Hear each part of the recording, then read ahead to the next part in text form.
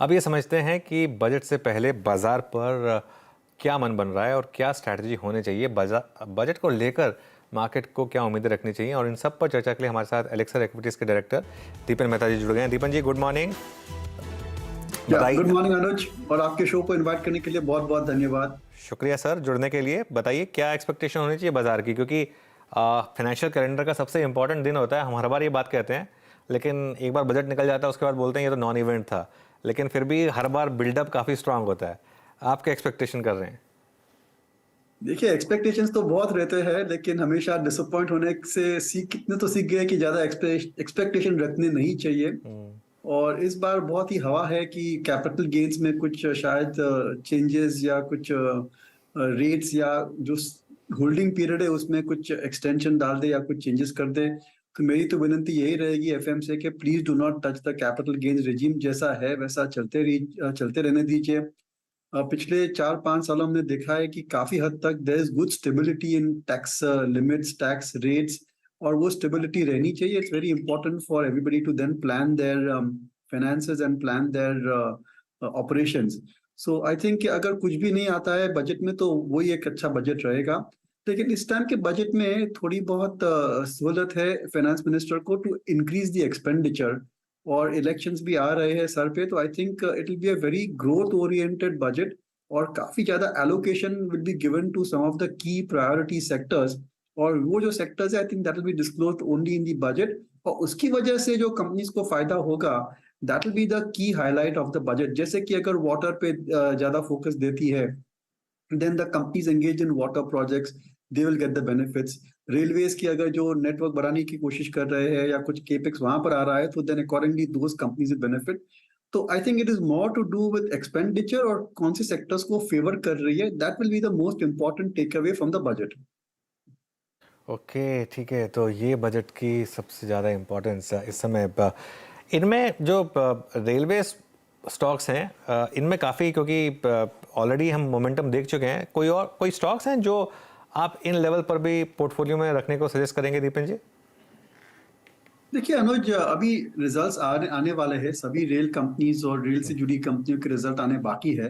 तो I would like to wait and watch at this point of time. काफी हद तक अप्रिसिएशन हो चुका है सभी रेलवे स्टॉक्स का और रेलवे से जुड़े हुए स्टॉक्स का। तो let us just wait and watch. जब भी नंबर्स आते हैं, क्वार्टरली रिजल्ट्स आती है, तो एक रियलिटी चेक हो जाती है। तो let us have that reality check on all these railway companies and then look at buying over them. But yes, I think जो आईआरएफसी है अट्रैक्टिव वैल्यूएशंस पर है, और इसमें आप करेक्शन पे जरूर से निवेश कर सकते हैं। दीपन सर, ये रियल स्टेट पर क्या व्यू रख रहे हैं आप इस बार? क्योंकि प्राइसिंग बहुत स्ट्रांग है, स्पेशली सर मैं तो दिल्ली एनसीआर की बता रहा हूँ कि इतने प्राइस स्ट्रांग है कि पूछिए। मैंने लास्ट एक दशक में नहीं देखे ऐसे प्राइसेस। इस बार सबसे लास्ट एक साल में। अब रियल स्टेट के लिए इस बजट में क्या है, और रियल स्टेट पे आपका व्यू, और real estate ancillary space, housing finance कंपनियां? नहीं, देखिए, रियल एस्टेट पर व्यू बहुत ही पॉजिटिव है हमारा। और करीबन 7-8 साल के बाद वी आर सीइंग अपस्विंग। जो रियल एस्टेट की साइकिल्स होती है अपस्विंग और डाउनस्विंग की, वो काफी लंबी होती है, 7-8 ईयर्स 10 ईयर्स की होती है। तो ये तो अभी शुरुआत हुई है रियल एस्टेट में, और इसकी वजह से आई think real estate companies will do very well going forward.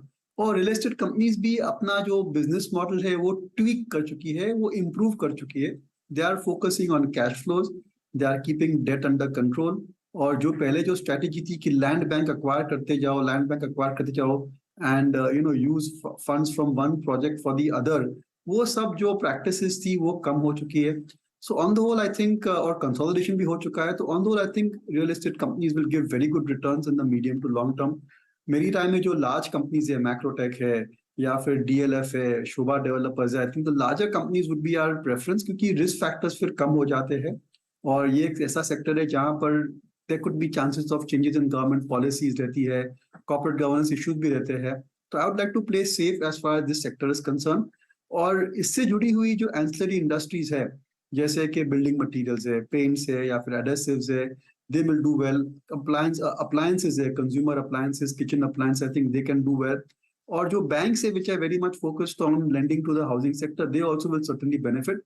पर अगर आप स्पेसिफिकली रियल एस्टेट को ही इन्वेस्टमेंट थीम को ही खेलना चाहेंगे तो go for the real estate stocks. उनकी नेट एसेट वैल्यू बेसिस के ऊपर या ब्रेकडाउन बेसिस के ऊपर अभी भी काफी हद तक सस्ते हैं। You have got at least 30-40% margin of safety. और वहां पर जो उनकी जो एग्जिस्टिंग प्रोजेक्ट्स है, there is scope to get maximum yield out of it because prices are going up and volumes are also good. So I am very positive on the sector. और budget में कुछ खास we can not expect much for the real estate sector क्योंकि ये एक ज्यादातर state subject है। And the real estate companies are grappling more with state policies or municipal policies, how much FSI they can get, how much land they can get, what are the premiums they have to pay. I think those are more kind of factors which affect their performance. But on the whole, I think the sector is looking very strong and stable.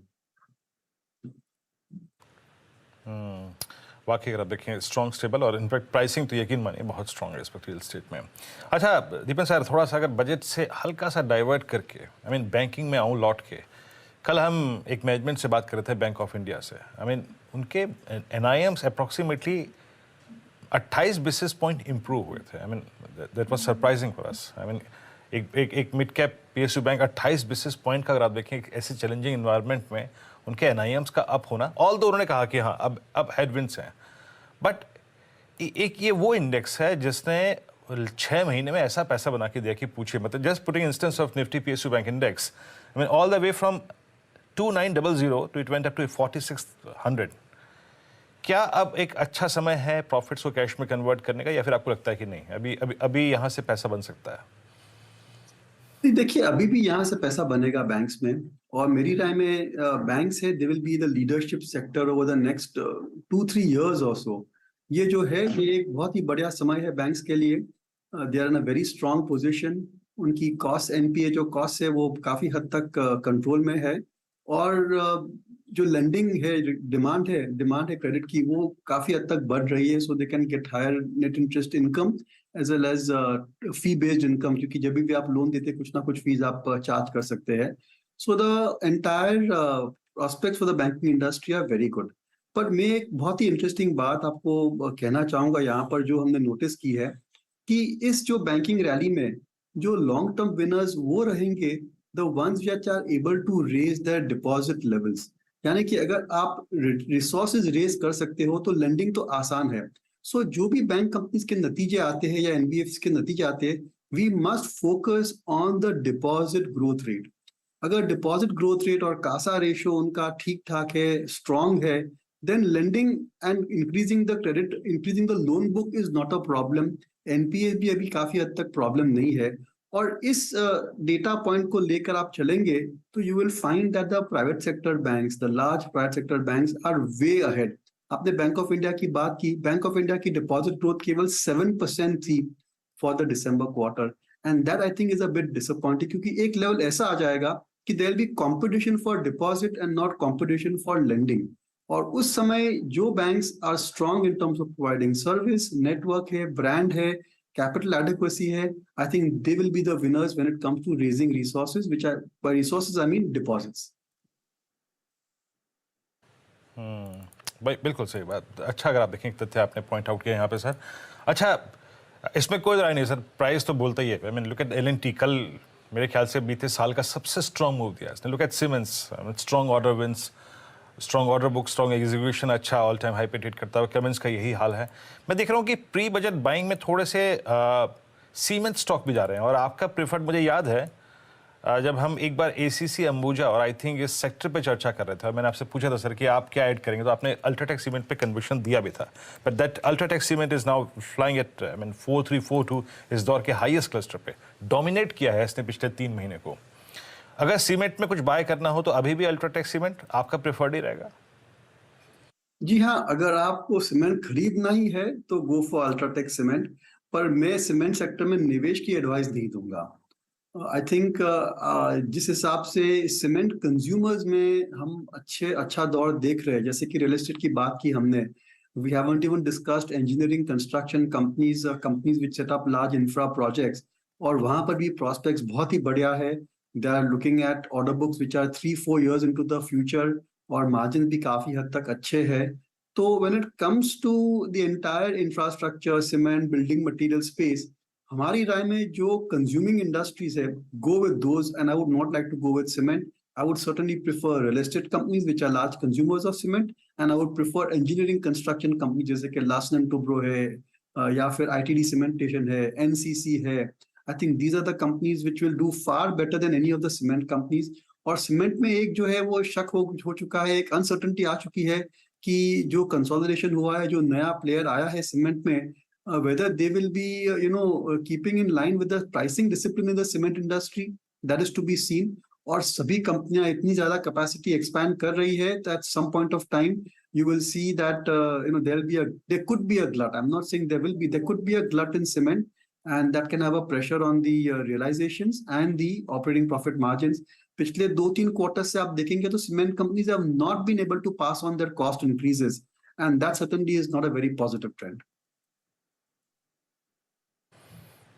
Okay. अब sir, अभी हाल ही में किसी management से बातचीत हुई हो, मंत्रणा हुई हो, किसी से मिले हो आप, कोई मिड कैप में स्टॉक लिया हो? विद स्टैंडर्ड डिस्क्लेमर अगर आप इस स्क्रीन पे मंच पर शेयर करना चाहते हो. नहीं, देखिए, I wouldn't want to recommend any stock specifically, और एक्चुअली स्पीकिंग हम कुछ ऐसा खास नया खरीद भी नहीं रहे हैं. हमारा पूरा का पूरा फोकस अभी क्वार्टरली रिजल्ट्स पर है, और अब तक जो नतीजे आए हैं उसमें I was very impressed with HDFC banks numbers. और अगर लार्ज कैप आप खरीदना चाहेंगे with a solid chance of out performance, आप फ्यूचर भी खरीद सकते हैं, ऑप्शन भी खरीद सकते हैं. I think you should look at HDFC bank. और काफी हद तक जैसे मर्जर समाप्त हो जाएगा, अनसर्टेनिटीज विल गो अवे, और ये जो है वो सॉलिड बैंक है. They understand all the trends, ups and downs in the banking industry. और उनकी आप कासा ग्रोथ या डिपॉजिट ग्रोथ देखेंगे तो आपको रियलाइज करेगा कि how much, what a strong position it is in. इस कैपिटल एडिक्वेसी रेशियो देखेंगे, you realise how what a strong position the company is in. बाकी नो डाउट अबाउट दैट. और आज स्ट्रीट वाकई अगर आप देखें रिस्पेक्ट दे रही है. देखिए, भले ही रिजल्ट्स के दिन स्टॉक सिंक हुआ, but look at HDFC today. It's 1636 और एक बार फिर से अपने करियर की हाईएस्ट ट्रैजेक्टरी की तरफ अग्रसर आपका एचडीएफसी बैंक है. बहुत बहुत शुक्रिया सर, आप इस कार्यक्रम में शामिल हुए, खुल के बातचीत करी, अपना व्यू शेयर किया. अभी फ्रेश बाइंग कुछ नहीं है, लेकिन ये दीपन सर क्वार्टरली रिजल्ट्स को बारीकी से देख रहे हैं. एचडीएफसी बैंक अगर आप देखें, बहुत स्ट्रॉन्ग कन्विक्शन व्यू है उनका इस पर एचडीएफसी बैंक. बहुत बहुत शुक्रिया sir. I hope budget speech के बाद आपसे एक बार फिर से मुलाकात होगी, बात होगी.